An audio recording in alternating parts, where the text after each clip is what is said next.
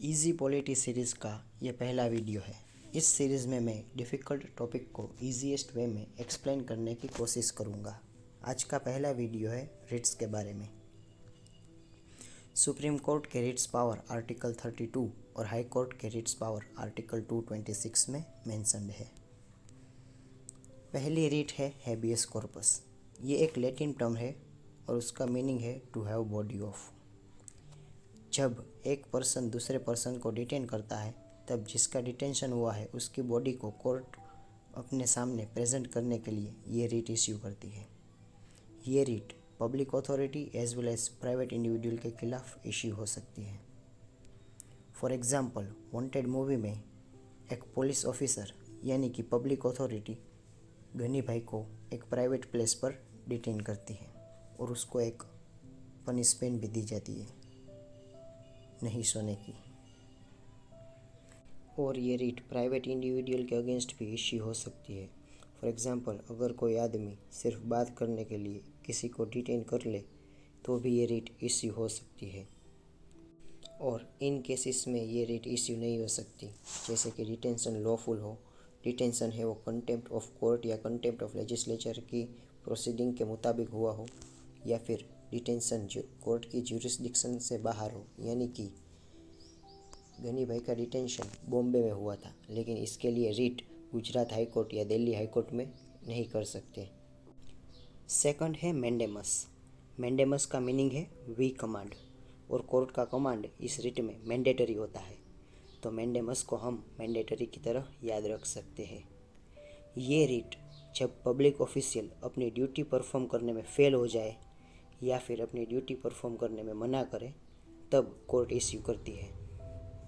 Court ये writ issue करके कहती है करना ही पड़ेगा sir. Mandamus writ public body, corporation, inferior court, tribunal और गवर्नमेंट के अगेंस्ट इश्यू हो सकती है और इन लिस्ट के अगेंस्ट नहीं इश्यू हो सकती, जैसे कि प्राइवेट इंडिविजुअल और बॉडी डिपार्टमेंटल इंस्ट्रक्शंस को एनफोर्स करने के लिए, या फिर ड्यूटी डिस्क्रिशनरी हो, यानी कि पब्लिक ऑफिशियल के पास चॉइस हो उसको ये ड्यूटी करनी है या नहीं। कॉन्ट्रैक्चुअल ऑब्लिगेशन को एनफोर्स करने के लिए president of India and governor of state के अगेंस्ट एंड हाई कोर्ट के एक्टिंग चीफ जस्टिस के अगेंस्ट ये रिट नहीं इश्यू हो सकती। नेक्स्ट है प्रोहिबिशन, यानी कि टू फॉरबिड और टू प्रिवेंट समथिंग। जब लोअर कोर्ट अपने ज्यूरिसडिक्शन को एक्सीड करे तब हायर कोर्ट ये रिट इश्यू करके कहती है रहने दो बेटा, तुमसे ना हो पाएगा, और इस तरह से ये एक इनएक्टिविटी को डायरेक्ट करती है। ये writ judicial and quasi judicial body के अगेंस्ट इश्यू हो सकती है। ये writ administrative authority, legislative body and private individual और बॉडीज़ के अगेंस्ट नहीं इश्यू हो सकती। नेक्स्ट है सर्स्योरेरी। इसका मीनिंग है टू बी सर्टिफाइड। ये रिट इश्यू करके कोर्ट लोअर कोर्ट या ट्राइब्यूनल के पास जो पेंडिंग केस है उसको अपने पास ट्रांसफ़र करती है, या फिर लोअर कोर्ट या ट्राइब्यूनल का जो ऑर्डर है उसको स्क्वेश करती है, यानी कि कैंसिल करती है।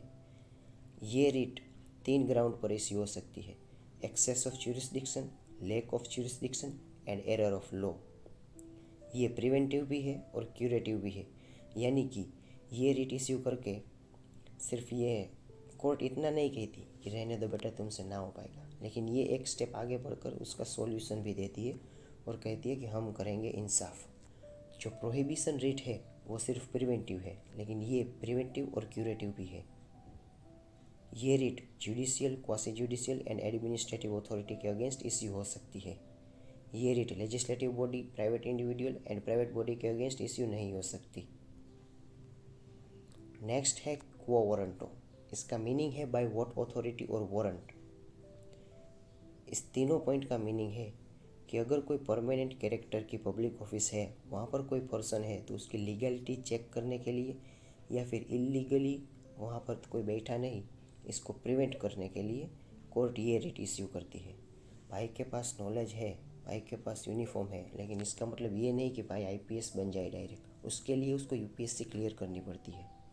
ये रिट मिनिस्ट्रियल ऑफिस और प्राइवेट ऑफिस के अगेंस्ट नहीं इश्यू हो सकती, और ये एक ही ऐसी रिट है जो कोई भी इंटरेस्टेड पर्सन कोर्ट में जा सकता है इस रिट के लिए।